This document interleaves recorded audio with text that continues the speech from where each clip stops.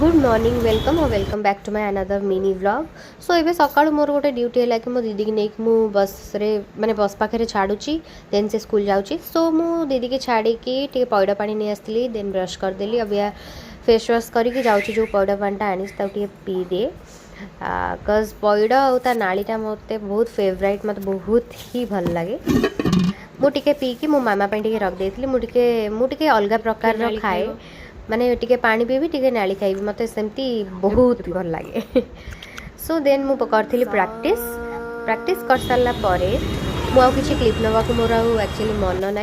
सो यहाँ हूँ संध्या बेले मुझे फ्रुट्स आनी देन ट्यूशन क्लास जाइए से पढ़े देली ये देखला मो मामा मुंड कुंडौची थर पानी पकाउछ से थर देन मो दीदी जाइला डांस क्लास ताकू मु कहली कि आसला बेले मो पे मक्का टिके नहीं आसबू। सो ये से मक्का नहीं पळै आसला तापर दीदीर मोर गोटे वीडियो एडिट करार थिला मिसिक आम करथुलु।